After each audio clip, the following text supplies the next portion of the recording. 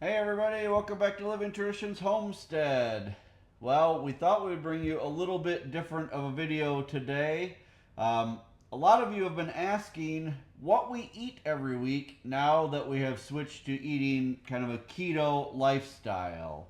Y'all have been very interested in learning from us about our way of eating. Now it's been almost a year that we have eaten a keto lifestyle, keto meals.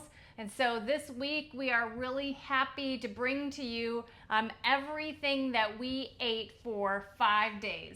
Now, a few things to keep in mind as we go throughout the week here. Remember that Sarah and I also do intermittent fasting, so that means that we don't eat breakfast. We eat from normally 1 p.m. to 6 p.m. every day. Um, and after 6 p.m., we don't have anything other than water, maybe a sparkling water, something like that in the evening after 6 p.m., but nothing that will break a fast. So after 6 p.m. until 1 p.m. the next day, we don't consume anything that would be considered breaking a fast. So we'll have maybe some water or sparkling water in the evening after 6, and we'll have coffee in the morning as long as it's black coffee or coffee that doesn't break a fast. Also, I think what you guys will find is that the way that we eat is very simple.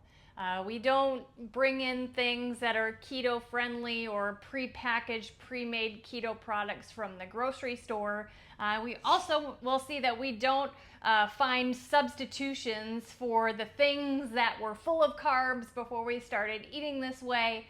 We don't do a lot of baking. How can we make keto muffins? How can we make keto pancakes? Right. We just eat very simply, and we also eat food that really mostly are things that we can and do raise here on our homestead. Right. When we started doing keto, a lot of it was for health reasons. We wanted to lose some weight, we wanted to just be healthier, but we also wanted to lean more on eating things that we raise right here on our homestead. We really feel like eating a keto lifestyle is really the best lifestyle for anybody who's homesteading because really we can raise probably 99% of what we eat right here.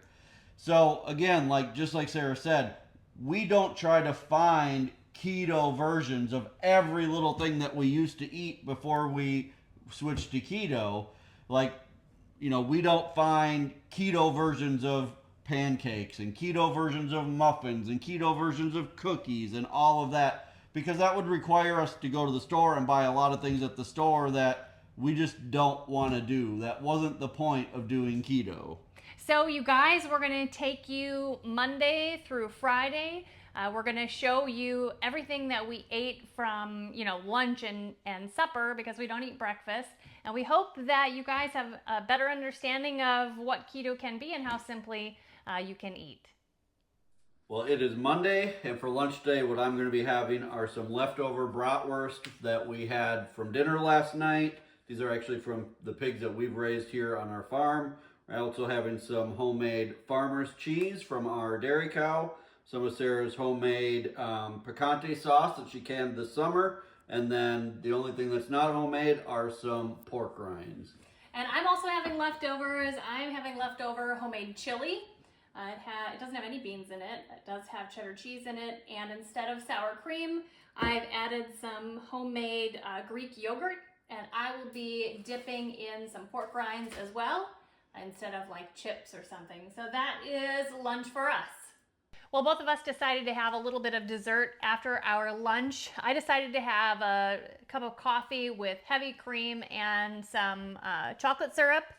Hershey's has a syrup that has 0 sugar in it. The sweetener is erythritol, and it's pretty good. And I'm having some pecans and walnuts, about a quarter cup of each, and then about a tablespoon of these no sugar added baking chips. These are actually available at Walmart now, and these are sweetened with erythritol instead of sugar. I know some of you have expressed concerns about erythritol. There's some recent studies out that show they might not be good for you, or that it might not be good for you. It's not really something we're worried about because really we only have things with erythritol maybe once a week, twice a week, And not much of and it. not much of it. Yeah. So I'm not too worried about it. These allow me to have a little bit of a sweetness, without having to go to full sugar. So we're happy about that. Well, it's still Monday, and now we are on to dinner. Throughout the day, I cooked a pork roast in the crock pot here, just with some basic seasonings, salt, garlic, thyme, and oregano. And so that is the meat that we're having today. And we're also having pan-fried green beans. I pan-fried them in bacon fat. I fried them until they were nice and brown, and then I just drizzled them with sesame oil and put a little salt on there. So that's what dinner is tonight. Right. This is from one of our Idaho pasture pigs, so we know it's good quality pork. Absolutely. Well, it is Tuesday, and for lunch today, we are having, basically both we're having the same thing. We're having some Canadian bacon from our pig. We're having some white cheddar cheese and some Parmesan cheese. And then we're having some dilly beans that Sarah made from green beans this summer. Dilly beans are like dill pickled green beans. And you're having some pork rinds. Oh, and some pork rinds. Yeah, that's lunch. Our after lunch treat today, I am having a nice big cup of coffee with lots of heavy whipping cream and stevia. And I'm having the same thing I had yesterday. I guess I'm a creature of habit. Walnuts, pecans, and some of those sugar-free chocolate chips. So tonight for dinner, we are having soup and chaffles. I took the leftover pork roast from last night and I turned it into a soup. I added all of those amazing drippings from the crock pot into the soup, along with onions, celery, a quart of diced tomatoes from our garden, a quart of broth. I actually used rabbit broth this time. And instead of white beans and potatoes, which I normally add to this soup, I added diced rutabaga, which is a wonderful keto-friendly vegetable. Right. I cooked that all up and we are topping it with Parmesan cheese, but I also am serving a side of chaffles. Now, chaffles are cheese waffles. We love bread or crackers or tortilla chips or something with soup, not just soup alone. Right. Now, this recipe for making these is almost identical to the pizza crust recipe that I taught you guys in a video recently where we made pizza. And so this is very similar to that, except you make them in a mini waffle maker. You cook them up until they're really nice and crisp. You let them cool. We just cut them into smaller pieces to feel like we're, eating chips or crackers or something. So that is dinner for tonight. Well, it is Wednesday night for dinner. Now, I will tell you, we didn't film lunch today, and that is because we had some errands to run in Springfield, Missouri. We actually went with some friends and then went out for a Korean barbecue. We were able to stick to our diet. Our friends actually do keto as well. So we were all able to stick to our diet, which is a really good thing when you go out to eat. Before we left for the day, I did put fresh smoked ham in the crock pot so that we could have dinner when we got back. But you guys, we are still so full from lunch that we decided to hold off. We'll eat that tomorrow. And instead, we're just going to have some homemade Greek yogurt using our milk from our cow. And we dressed it up differently. And that's what we're going to have for supper. Yep, so for supper tonight, I'm having some homemade Greek yogurt with organic blueberries and pecans in it, and sweetened with just a little bit of stevia. And mine is also the same homemade Greek yogurt. I have cinnamon, vanilla, stevia, and pecans in here. That's what we're having for dinner tonight.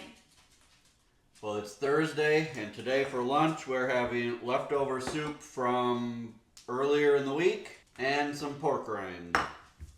Well, it is Thursday evening, and tonight for supper we are having the ham that we had in the crock pot yesterday that we didn't eat, and some green beans that Sarah canned over the summer from our greenhouse. I did add a little bit of bacon fat and salt to the green beans. They just are a wonderful match together and make them taste so good. We're also sharing with you tonight what we generally drink during the day. Tonight with dinner, I'm having a limeade from a company called True Lime, and they come in these little packets. You mix it in with your water, and these are a really good alternative to like sugary lemonade, sugary limeade. a nice alternative to soda. But it's sometimes water, which we drink a lot of water, but sometimes that just kind of gets boring. Right. And so these are a great alternative. There are 3 carbs in a whole cup here. They are sweetened with a tiny bit of cane sugar and stevia. Right, and we just buy those on Amazon. They come in a lot of different flavors. The nice thing about those is that they are made out of real, like the limeade's made out of real limes. It's like freeze-dried limes, Right. and they have lemonade, and they have other ones, but they're all real ingredients. They're not chemicals. Right, they're not a bunch of artificial flavors. Right. Yeah. And then what I'm having tonight is just a sparkling water, blackberry lemonade, Waterloo. We buy this at Costco. I really like sparkling water. It gives you a little bit of flavor. There's no sweetener at all. I know some people don't like that, but I really enjoy it. At least gives you a little bit of flavor, which is a nice treat. Yeah, and on occasion, if we want a little bit of sweetness to one of these sparkling waters, we'll just add a couple drops of stevia. And that really does the trick. There are tons of different flavors out there from a bunch of different companies, and they're all really very good. So that's what's for supper today on Thursday. Today is Friday, and it is lunchtime. Today we are having scrambled eggs and ham with shredded sharp cheddar cheese on top. And we're going to be putting some of our pepper sauce from the garden on our eggs. Also, I made a homemade cheese whiz last night, so we're going to have some of that with pork rinds. For dessert today after lunch, I'm having some of Sarah's homemade Greek yogurt, some organic blueberries, and some pecans. I figured it out. This is about 7 grams of carbs, so this will be my big kind of cheat for the day, even though it's not really a cheat. We allow ourselves about 40 grams of carbs per day, so this will be a little under a quarter of the carbs that I can have today. And for dessert today, I'm just having more coffee with some heavy cream from our cow and a little bit of stevia. That's it. For dinner tonight, we are having grilled venison cheeseburgers with pan-fried onions that I pan-fried in butter. Also, I roasted some Brussels sprouts in the oven, and on top of that, I put some shredded Parmesan cheese. So there you go, you guys. That is what we had to eat this week. 5 lunches and 5 suppers, with the exception of Wednesday when we went out for lunch with one of our friends and really didn't have much of a dinner that night. What you got to see also are what we have for dessert, which isn't a whole lot. And honestly, one thing that was missing is snacks. And we really just don't snack. We eat lunch, and then that satisfies us until dinner, and that satisfies us until the next lunch. Right. One thing you'll learn when you start eating a keto diet is that you really don't get very hungry in between meals. I used to be a big snacker, and I'm just not anymore. If I eat a good sized lunch, and maybe like you've seen some nuts and chocolate chips or something like that afterwards, that really does just satisfy me until the next meal, and I feel like I can just keep busy all day and not, I'm not lacking for energy. I'm not feeling like, I'm spiking and crashing and all of that.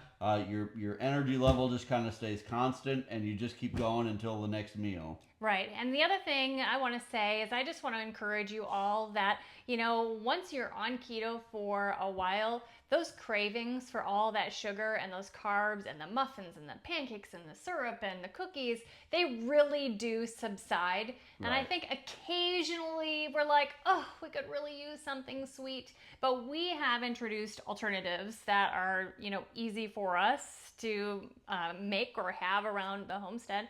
To satisfy those short cravings, and they do, they go very quickly. Now, like anything new that you do when you start keto, it's going to be a little bit tough. It's going to take you out of your comfort zone.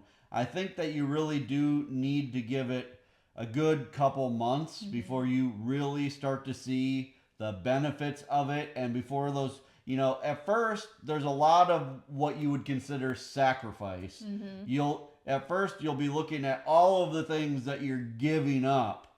But the longer that you do it, you first of all, you just stop missing those things because you feel so much better and you're starting to see results.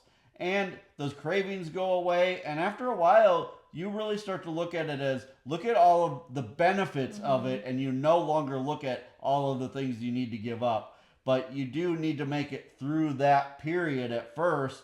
And I really do think it takes a couple, maybe even a few months before you start to kind of change your mindset. And over time, you will feel so good. Your body just functions so well that on those times where you have a cheat day on a holiday or whatever, and you just totally binge on that stuff, you guys are gonna feel how terrible your body feels, how bogged down you feel, and your digestion just gets completely interrupted, and you really do realize that your body functions so well on a keto lifestyle. And remember that it is okay every once in a while to have a cheat day. Now you can't you can't do keto and cheat every other day, right, or cheat half the day, and like one keto meal here and there doesn't really do much as far as the health benefits of eating keto. But like for Thanksgiving this year, we allowed ourselves to have some regular pumpkin pie and some mashed potatoes. And you know what? That was fine. That was absolutely fine. We wanted to still be able to enjoy what everybody else was enjoying on Thanksgiving. And afterwards we went right back to eating keto. And honestly, neither of us enjoyed those things nearly as much as we thought we would anyway. Because we just didn't feel very good after we ate it. Right. So, but it is okay. You don't have to be, don't think that we're perfect about it. We do cheat from time to time. Now, when I say cheat and not very often, what I'm talking about is like at first we didn't cheat at all. Honestly, for about 8 months, we didn't really cheat at all. We were very, very strict. Once we got down to kind of where our goal weight is and, all of that, we did decide that Sundays, because we have a potluck at church, we would allow ourselves to cheat a little bit at church. Even there, though, if possible to stick to our diet, we try to. Yes. But there are some weeks where it's just not possible because it's a potluck and there may just not be anything there that even fits into our diet. So then we will allow ourselves to cheat a little bit there. And then occasionally when we go over to my parents' house for dinner after church on Sundays, we'll allow ourselves to cheat a little bit there as well. Right, but really it's only in one small area, and we're making sure that we are very, very good in all areas of that day. And then the next day, back on it. Right. Strict keto. Right. So we hope that you enjoyed this video. We hope you enjoyed seeing what we had to eat all week. This is definitely a change for most people when it comes to eating. I highly recommend that you do your own research. It may not be right for everybody, although we do feel like it was definitely the right thing for us. You guys, if you're enjoying our videos, make sure that you hit the subscribe button. And remember, the best way you can help us here on the Homestead is just to share our videos on your social media. Until next time, thank you so much for stopping by our homestead. Take care and God bless. God bless.